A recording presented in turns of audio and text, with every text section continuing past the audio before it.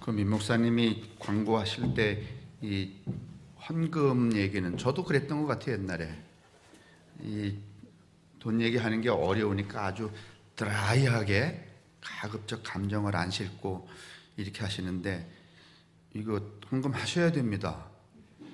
뭐 안 해도 되는 게 아니라, 여러분은 일주일에 한 번씩 오시니까 비가 새는지 안 새는지 모르는데, 여러분 비 새는 집에 살아보셨어요? 에? 비 새는 집에 환장합니다. 비만 오면, 하늘만 흐리면. 제 심정이 그랬습니다. 그래도 어떻게든지 여러분에게 다시 헌금 하시라고 이야기 안 하고서는 그냥 그 공사를 해보려고 그랬더니, 장로님들이 목사님 돈 잘 못 거두면 그 연말이 어려워진다고 저한테 그 겁을 줘갖고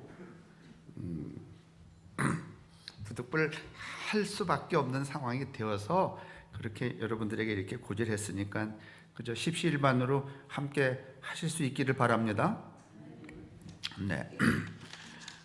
오늘 그 기도원 협회 장로님들 오셨는데, 저는 뭐 1년에 한 번씩 이렇게 뵙는 게 너무 감사합니다. 왜냐하면 연세 많으신 분들 이렇게 1년에 한 번씩 뵈는 게, 안 돌아가시고 사시는구나, 죄송해요, 이제 그런 마음도 들고, 그 다음에 다른 교회 장로님들을 제가 만날 기회가 별로 없잖아요. 오늘도 석사교회 황 장로님 말씀하시는데 지금 92살이시래요. 제가 그 장로님이 석사교회 오시기 전에 본래 효작교회에 강대병원 앞에 계실 때, 개척할 때부터 제가 그 건축업을 하실 때부터 알았던 장로님인데 얼마나 오래됐어요. 그래서 제가 장로님들 오신다 그래서 저도 뭐 이렇게 의미 있는 게 없을까 봤는데, 제가 1982년 8월 달에 성함교회 왔는데 1983년 6월 28일 날 요 밑에 그 이옥자 권사님 집사님의 그 남동생인가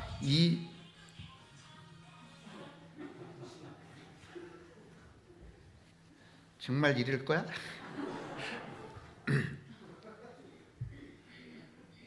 그 노래 뭐였어요? 엄지척? 그 밑에 계시는 분이 이병규 어른이신데 지금 이제 잘 기동을 못 하시는데, 그 남동생, 여동생은 이옥자 권사님 돌아가셨고, 그 다음에 이병선이라고 하는 분이 우리 기독교 서적 책 장사를 하셨어요. 근데 오셨다가 제가 왔다 그러니까 이 성경책을 저한테 한 권 주신 거예요. 이게 뭔가면은 가로 쓰기가 아니라 세로 쓰기 관주예요.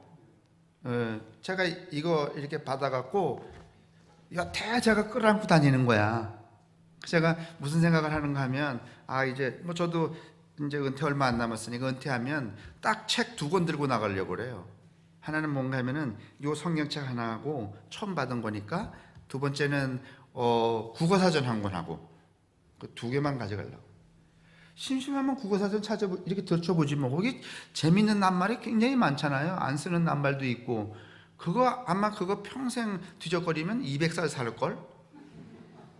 그래서 제가 오늘 오신다 그래서 이거 찾아갖고서는 가져 나왔어요. 근데 성서 해석도 마찬가지지만은 이 성서도 이게 옛날 이 문어체잖아요. 우리가 말하던 문자를 옛날 문자로 된 거잖아요.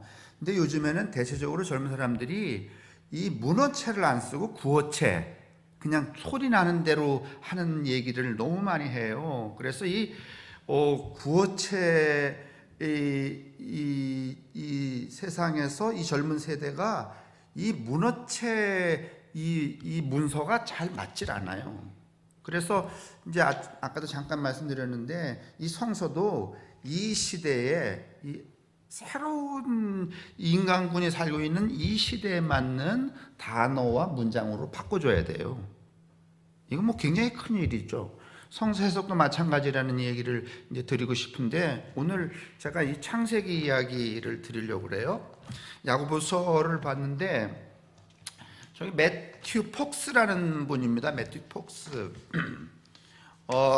이제 우리가 요즘에 이제 뭐 기후행동연대, 기후에 관한 얘기를 많이 하고, 환경에, 우리도 지금 일회용 컵 못 쓰게 돼 있죠. 그죠? 이게 뭔가 하면 가장 시급한, 이 시대의 모든 문학과 모든 신학과 모든 정치가 집중해야 될 게 이 사실은 기후에 관한 문제. 이거는 아주 우리 경각에 달려있는 문제이기 때문에. 근데 이제 조금 이게 세상이 지나면 저 책을 다시 봐야 돼요. 이 소위 말하면 오리지널 브레싱이라고 하는 이 원제로 되어 있는데, 그 성공의 신부님이 번역하신 거 오래된 책인데 요즘 잘 안 봤어요. 그리고 개신교에서는 더더구나 안 봤어요. 저 관점이 무엇인가 하면, 이제 저건 있어요. 책이 있어요. 저를 좀 보세요. 여러분, 우리가 에덴 동산 이야기할 때에 에덴 동산이 마치 그 상상 속에 있는 샹그릴라 같은 것으로 이해를 자꾸 한단 말이죠. 그리고 에덴 동산 이야기를 우리가 이제 나누거나 설교를 듣거나 그 다음에 읽을 때 어떤 생각을 하게 되는가 하면 부정적인 생각이 너무 많아요. 에덴 동산, 불순종, 그죠? 타락. 에덴 동산 그러면 불순종이죠? 아예 아담과 하와가 하나님께 순종하며 오래오래 행복하게 아들, 딸 낳고 오래 살았다는 거야? 아니면은 좀만 살다가 까불다가 쫓겨났다는 거야? 또 에덴 동산 얘기 아닙니까? 첫째는 불순종, 두 번째는 타락, 세 번째는 죄, 네 번째는 뭔가 하면은 그렇게 돼서 인간이 이 땅에 나오면서 뭐를 느끼기 시작했는가 하면 고통, 슬픔 뭐 이런 걸 느끼기 시작을 했다는 거야. 그래서 에덴 동산이 가고 싶은데요? 아니면은 안 가도 괜찮을 것 같아. 아니 여러분, 지금 우리가 이제 그 에덴 동산의 이야기를 이런 기저로 깔고 있었기 때문에 여러분하고 제가 무슨 예수를 통하여서 우리의 죄를 사함받고 그리스도인의 자녀가 되었고 하나님의 자녀가 되었지만은, 하나님의 아들 딸이 되었지만은, 우리가 그런 아주 깨끗한 상태로 다시 에덴 동산에 가면은 거기 뱀 있을까 없을까? 에덴 동산 가면 뱀이 지금 그냥 상상해요. 가면 있을까요 없을까요? 있어요. 왜냐하면 사람보다 먼저 만들어 놓은 게 뭐야?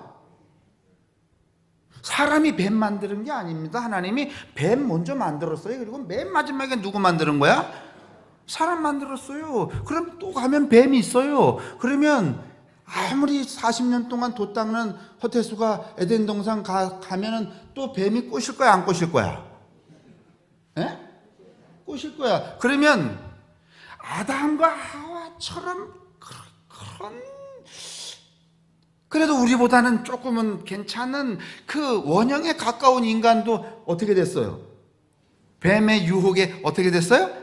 넘어갔는데, 여러분 참 몇 세대를 딱 이렇게 살아오면서 말이지, 우리는 지금 에덴 동산 같은 동네 아니면 아주 지옥 곱하기 100인데, 이런 데서 여태껏 살아남은 여러분과 제가 거기 가면은 뱀이 꼬실 때 여러분 우리가 물러가라 이렇게 할 수 있겠어요? 아니면은 맨발로 나가?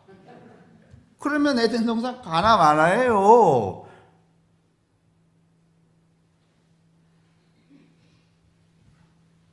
근데 저 매튜 폭스라고 하는 분은 에덴 동산을 이렇게 속죄론과 구원론으로만 읽어서는 안 된다는 거예요.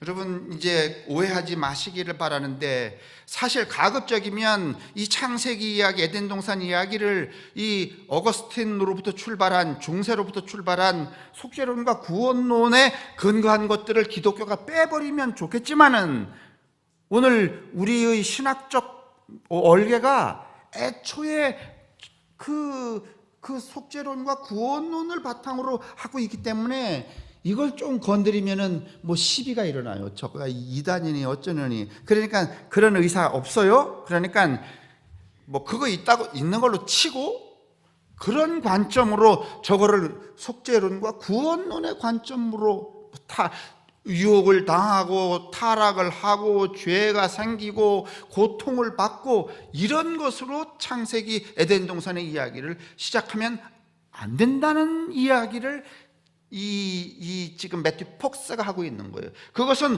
원죄에 관한 얘기가 아니라 저기 뭔가 하면 원복, 처음의 인간에게 내린 오리지널 브레싱이라는 거예요.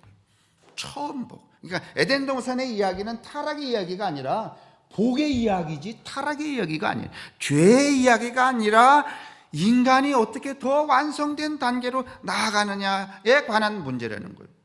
여러분 우리가 이제 우리 역사를 통해서 알지만은 유대인들은 우리보다 더 창세기를 오래 읽었어요, 안 읽었어요? 기독교인이 창세기 만든 거예요, 아니면 유대인이 만든 거예요? 유대인이 만든 거예요. 유대인이 여러분 그렇게 오랫동안 창세기 읽었는데도 불구하고 거기 아담과 하와의 원죄 타락 무슨 뭐 그런 얘기를 유대인들의 전통 속에 있을까요? 있을까요? 유대인들이 아담 얘기한 적 구약 성경이 유대인들이 가졌던 거냐?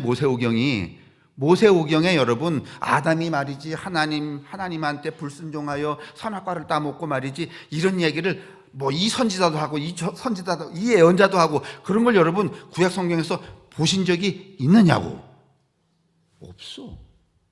유대인도 이 얘기를 안 했는데 오늘날 갑자기 기독교인들이 이게 무슨 속죄니 구원이니 뭐 이런 얘기를 하기 시작을 한 거예요. 그다음에 그러면 유대인 우리보다 앞서서 이 모세오경을 믿고 읽고 해석하고 이랬던 분들도 그거 손대지 않았어. 그런 말 없어요. 그러면 예수 그리스도 예수가 어느 날 뭐 이게 못된 놈 하나 이렇게 말이지 뭐 못된 거 하나 사람 세워놓고 말이지 이 인간아 네가 말이지 아담이 저지른 그 원죄 그 죄 때문에 죄성 때문에 네가 그 짓을 하고 이런 말씀을 하신 적이 아담의 무슨 그 선악과 따먹고서 마치 죄가 우리 속에 들어왔다는 얘기를 예수님이 하신 적을 여러분 읽으신 적 들으신 적 있습니까? 예? 지금 제가 그러니까 헷갈려갖고 없어요 여러분. 어디 있어요 그런 게. 예수님이 어디 그거 아담과 하와의 원죄 무슨 타락 고통 뭐 추방 그게 그렇게 중요했다면 첫 번째는 유대인들이 모세오경을 해석하고 읽고 번역하고 이러는 과정에서 나왔어야 되고 예수도 그거를 중심으로 말했어야 되고 바울도 말했어야 되고 예언자들도 말했어야 돼요. 근데 말하지 않았어. 맞죠? 여기까지는 맞아요? 맞는 것 같아요?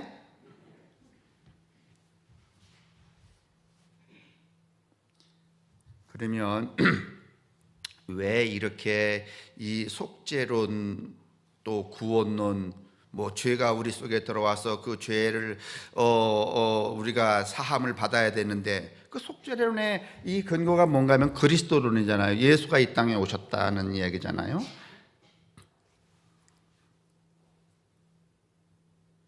그런데 예수가 이 땅에 오셔갖고도 그 양반이 시험을 당했어요, 안 당했어요? 예수님 여러분 구원자로 등장하기 전 단계가 뭔가면 광야에서의 시험이야.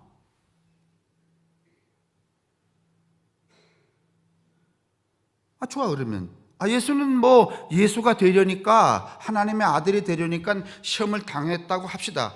그러면 여러분하고 저는 그냥 꽁꼬로 예수님이 시험 당하고 그 양반이 우리의 죄를 사하시기 위해서 십자가에 다 돌아가셨으니까 그 이후로 우리는 예수를 아주 잘 썩같이 믿으면 절대로 시험 같은 건 당해야 돼, 안 당해야 돼? 예? 그 양반이 먼저 당했어. 그 양반이 먼저 죽었어. 그럼 우리도 죄가 없고 시험을 당해야 돼? 아니면 여전히 우리 속에 죄성도 있고 시험을 그 양반은 한 몇 가지밖에 안 당했지만 우리는 그냥 하루에도 100가지는 당해. 이거 어떻게 된 거야? 여러분 시험 안 당해요? 예수님이 당하셨으니까 그걸로 끝났어요? 아니면 그 양반이 당한 시험이 아주 뭐 굵직하게 한 서너 개 당했다면 우리는 아주 째째하게 말이지 막 오늘 이 목사님이 제가 허 목사가 예배당 비세니까 저거 헌금하라 여기도 시험이 돼. 예? 뭐 시험 천지잖아. 그러면 그게 무슨 속죄와 구원론의 의미가 있는 거예요? 그런 식으로 이해를 한다면. 근데 이 매튜 폭스는 무슨 이야기를 하는가 하면은, 창세기 에덴 동산의 이야기는 그 비현실의 샹그릴라 같은 이야기가 아니고, 그래서 거기서 속죄론과 구원론에 나와서 그 양반이 우리 대신 시험을 당했으니까 우리는 시험 없음, 그 양반이 우리 대신 우리를 위하여 죽으셨으니까 우리는 죄? 그 죄 없으면 죄를 져야 돼, 안 져야 돼? 져야 돼요? 근데 죄를 안 져, 아니면 계속 져?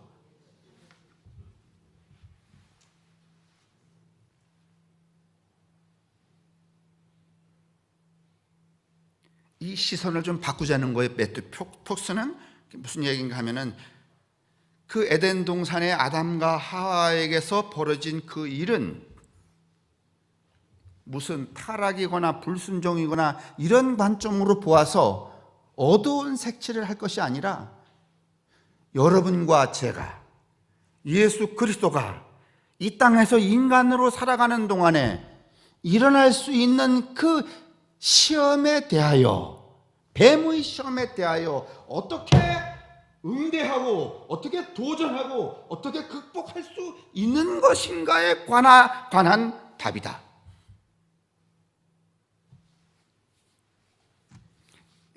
예수님이 이 세상에 공생애를 나오시기 전에 광야에 가서 시험 받으셨어요.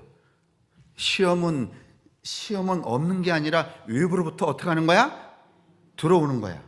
그 시험이 들어올 때 우리는 시험이 없다고 해야 돼요? 아니면 이 시험을 물리쳐 주옵소서 이렇게 해야 돼요? 아니면 그 시험에 대하여 각자의 생애에 관한 삶의 현장에서 일어나는 시험에 대하여 그 본인이, 아담이, 하와가 그 뱀의 유혹을 받았을 때, 예수가 그 사탄의 유혹을 받았을 때 그 본인이 그 시험에 대하여 어떻게 응대하고, 어떻게 응대만 해야 돼, 아니면 도전해야 돼?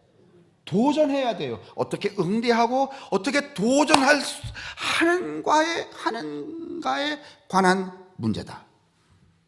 그것에 따라서 그 사람에게 하나님의 나라는 신락원, 하나님의 나라를 잃는 경우도 있고, 그러니까 간단하게 말하면 이런 거야. 시험은 외부에서 늘 들어오잖아요.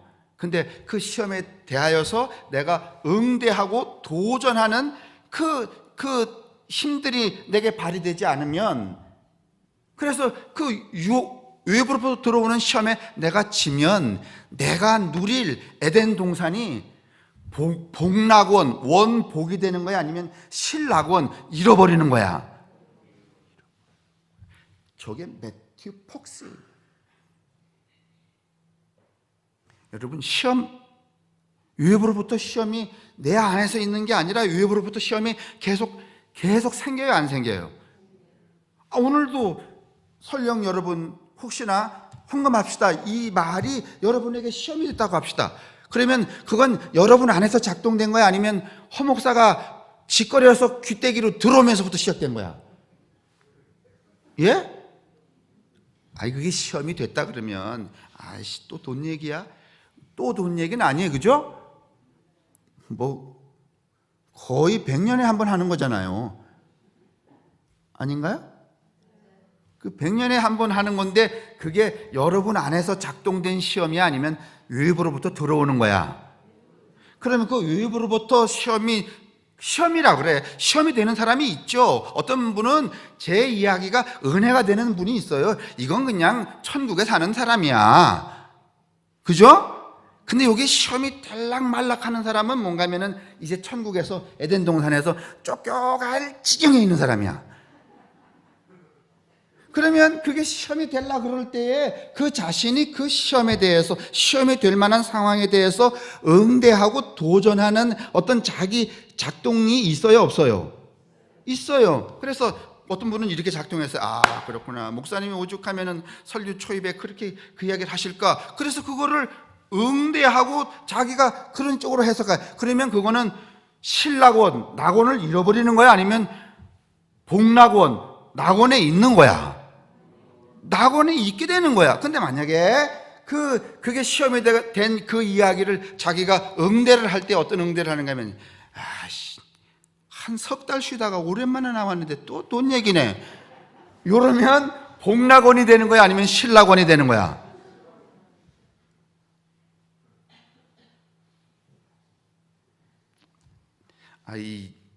이 내용은 오늘 이 원고에, 여러분 보시면 아시지만 원고에 전혀 없는데 성령이 그렇게 시키시네. 다른 게 장로님들 오셨으니까 또 성령이 시켰다는 얘기를 해보는 거예요. 사실은 우리끼리 하면 안 되는데, 근데 여러분 생각해 보세요. 왜 이 이야기가 여기 구축이 되었는지. 이스라엘 백성들 BC 922년에 나라가 남북으로 갈라져요. 나라를 세우죠. 한 1100년, BC 1100년에 아브라함이 이제 이끌고 나와갖고서는 뭐 이 상수리 나무에 했다가 블레셋에게 망해갖고서는 900년경에 여러분 북이스라엘, 남이스라엘로 갈라지죠. 그런데 북이스라엘 여러분 722년에 BC 기원전 722년에 아시리아에 망하죠. 남쪽 유다만 남았어요. 뭐 여러 통치가 진행이 되죠. 그래도 그 영향력이 어디에 계속 영향력을 미치게 되는가 하면은 아시리아가 이스라엘을 계속 좌지우지해요. 이스라엘 나라는 애초에 뭔가 하면은 떠돌이로부터 시작을 해갖고 한 번도 제 나라를 구성해 본 적이 없어. 남의 나라 침략만 받고. 그러다가 BC 612년에 여러분이 잘 아는 바벨론과 메데라고 하는 나라, 메데가 뭔가 하면 오늘날 말하면 페르시아란 말이에요. 이 메데와 페르시아 연합군이 여러분 이 아시리아를, 이 니느웨가 당시 아시리아의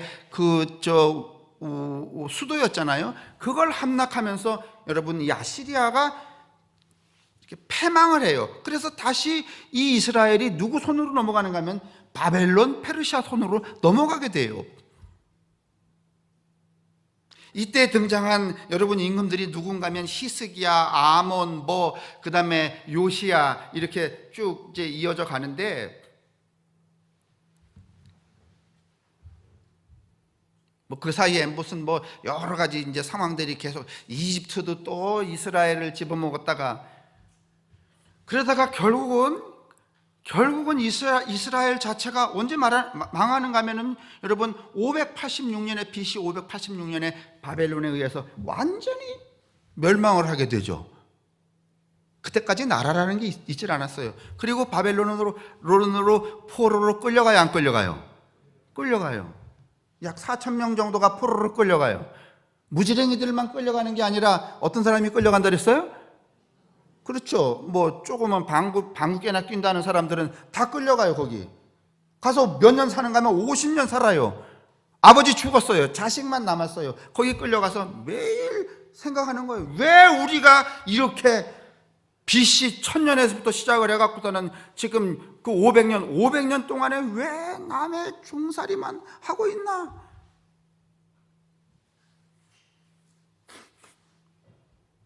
생각하고 또 생각하고 또 생각하고 또 생각하고,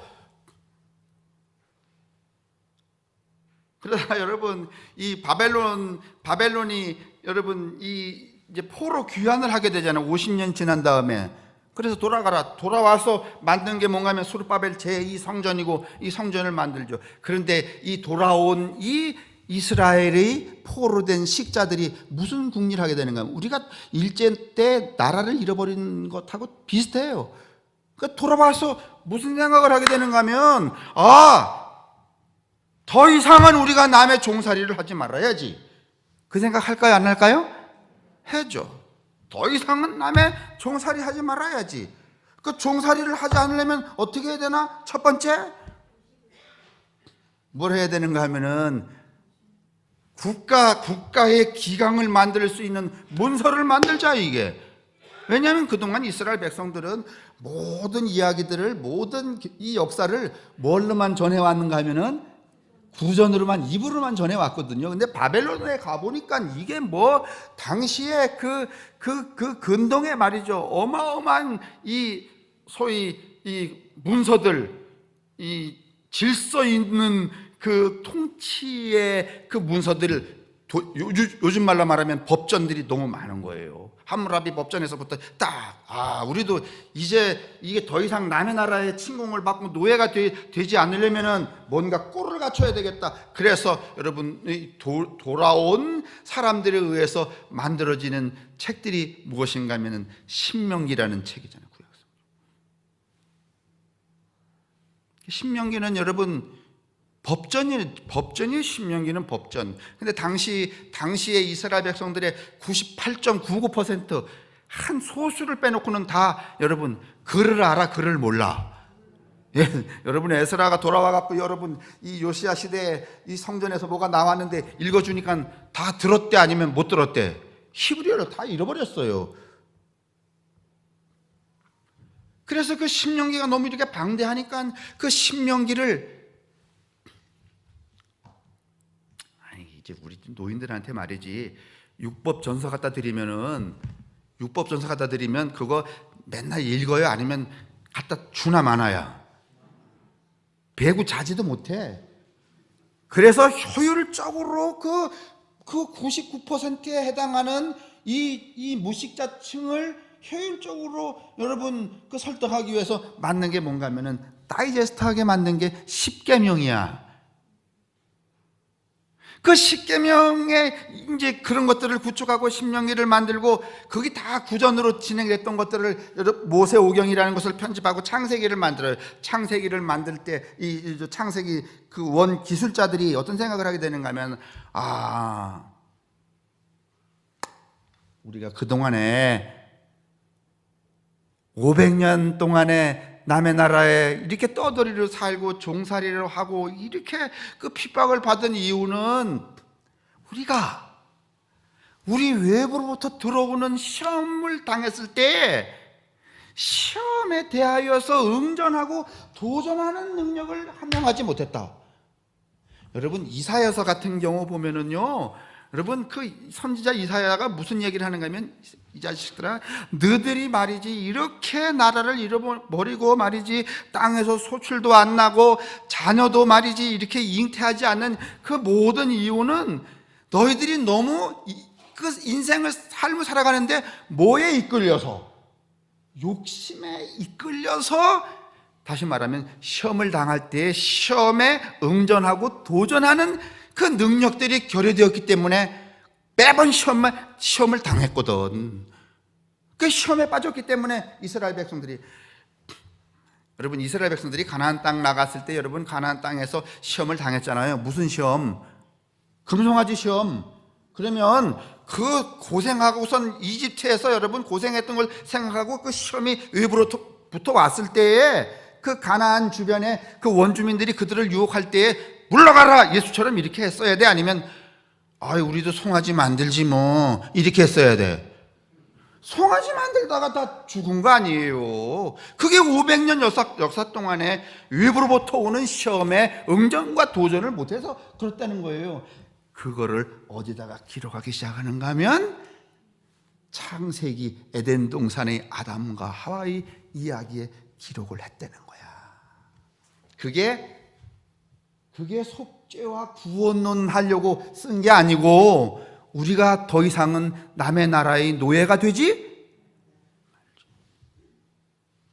더 이상은 우리가 그렇게 하나님의 자녀로 이 아주 피골이 상접한 그런 영혼으로 전락하지 말자. 그러려면 어떻게 되는가 하면은 이제부터는 어떠한 그 욕망과 인간 욕심의 유혹, 세상의 유혹이 오더라도 그것을 어떻게 하자? 그것에 대응하고 그것에 응전하는 힘을 기르자. 그래야만 노예가 되지 않는다. 그것을 기록하기 위해서 창세기 얘기를 기록했다는 거예요.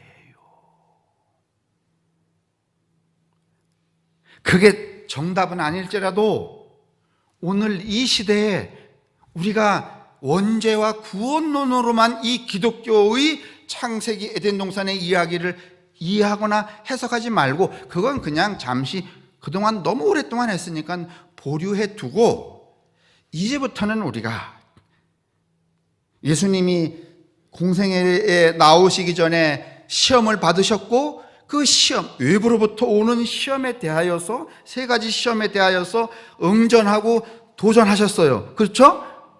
응전하고 도전하여서 그는 자기 자신을 지켰어요? 아니면 잃어버렸어? 지켰어요. 그렇던 것처럼 우리도, 우리 세대에 얼마나 많은 시험이 많아요. 이제 폭스가 그 시험이 많을 때에 그냥 그 중세에 나온 그 교리, 속죄론과 구원론으로 갖다가 이게 답이라고 그렇게 말해서 무능력해지지 말자는 거예요. 자, 폭스는 이 세 가지 말을 해요. 기독교가, 따라서 기독교가 너무 에덴 동산 이야기를 속죄론과 구원론에 근거하기 때문에 세 가지를 잃어버렸다. 그게 세 가지가 뭔지 알아요? 첫째는 아픔이야. 품. 이거 잘 기억하세요. 아픔. 우리는 무슨 문제가 생기면 다 떠넘겨. 아픔을 받아들이질 않아. 아픔이 끝나지 않는 인생인데도 그 아픔을 우리가 그 기독교 교리, 중세 이후에 그 기독교 틀에서 발붙이고 살기 때문에 아픔을 외면하고 살았다는 거예요. 여러분, 아픔을 받아들여야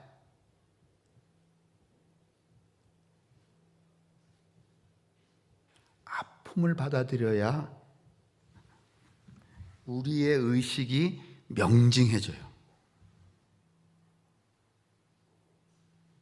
두 번째는 뭘 잃어버렸는가 하면 슬픔.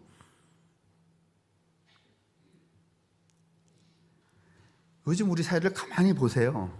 아픔을 받아들이려고 그래요? 아니면 아픔을 피하거나 덮으려고 그래? 덮으려고 그래. 이게 병이야. 두 번째는 슬픔. 이품이야, 이게. 이품. 일품은 아픔, 이품은 슬픔. 여러분, 슬픔을 경험한 사람이래야 인간이 촉촉해져. 잘 생각해 보세요. 세 번째가 중요해요. 삼품. 고품. 허기진 느낌을 고품이라 그래. 요새 옛날에 여러분 교회 다닐 때 뭔지는 모르지만은 고품이 많았어, 안 많았어요?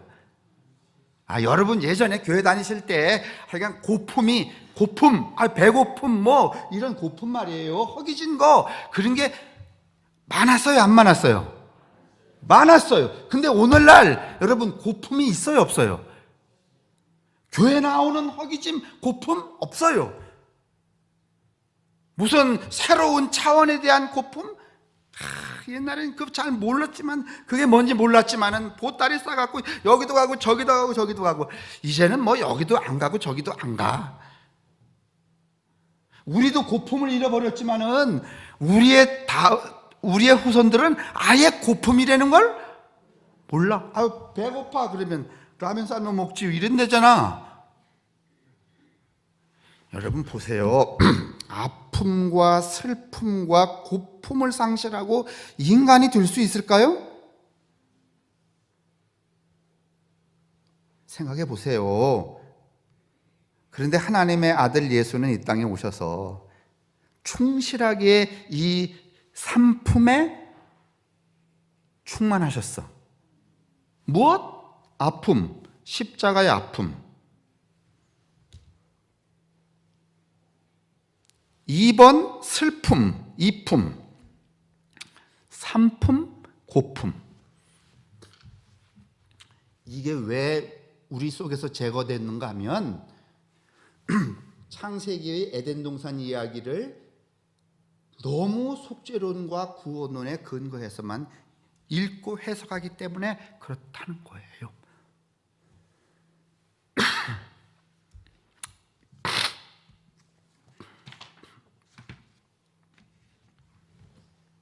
한 페이지 주고 봐주세요.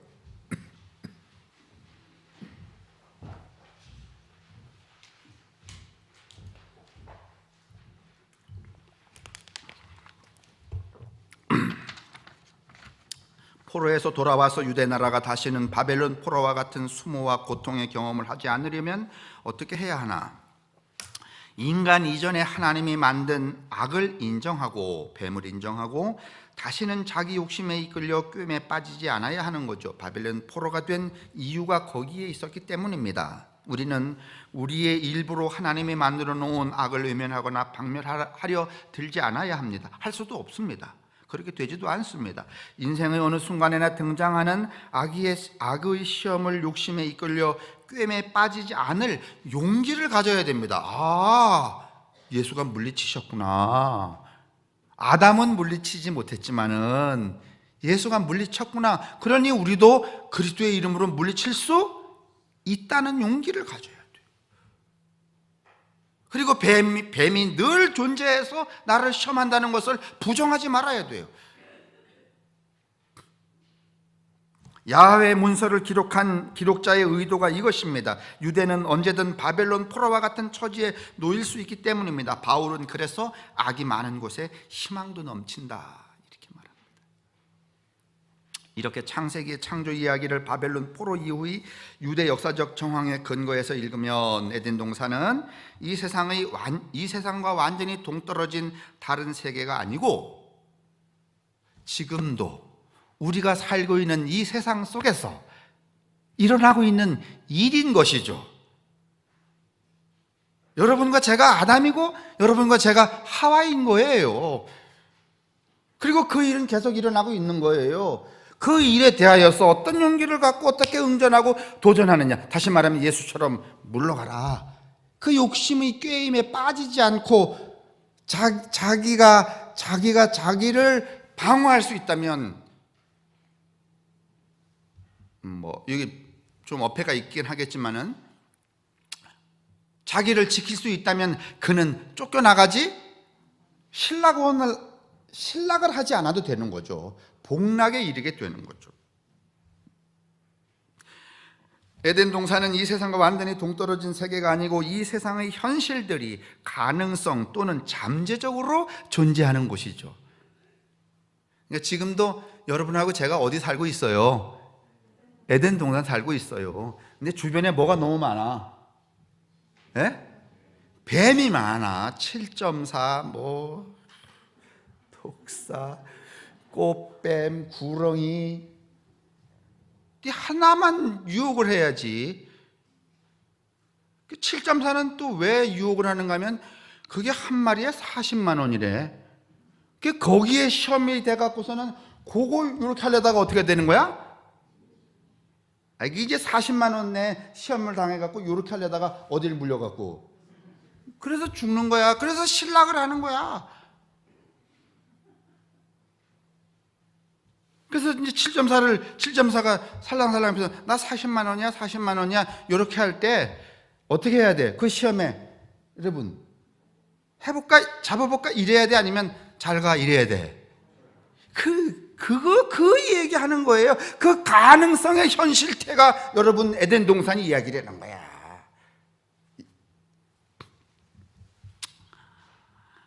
우리가 어떻게 내가 어떻게 나의 외부로부터 들어오는 나의 그림자 같은 시험에 대응하느냐에 따라서 복락의 삶이 되기도 하고 신락의 삶이 되기도 한다. 이거를 포로로 잡혀갔다 온 이스라엘 백성들이 스스로 주지하기 위하여서 창세기를 편집을 할 때 만들 때에 저 에덴 동산 이야기를 썼다. 이렇게도 볼 수 있다.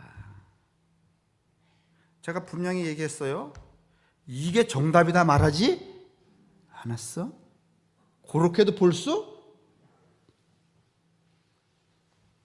맨 밑에 뱀의 질문과 유혹에 도전하고 결단하여 행동해야 합니다. 살아야 하죠. 믿어야 되죠. 그때 비로소 죄의 종 바벨론의 노예가 되지 않기 때문에 그렇습니다. 한 주간 여러분 복락의 원복의 여러분과 저의 삶의 자리가 있기를 주님의 이름으로 축원합니다. 기도하겠습니다.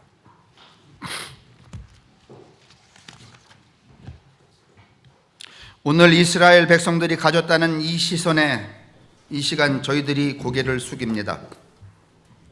이 한 주간 살아갈 때에 우리에게도 예수 그리스도가 광야에서 당했던 그 시험에 대한 당신의 응전과 도전의 지혜가 있게 도우시고, 더 많은 뱀들이 우리를 외부로부터 유혹할 때에 넉넉히 저들의 유혹의 시험에 빠져들지 않는 복락의 사람들이 될 수 있도록 당신의 사랑하는 모든 교우들을 축복하여 주옵소서.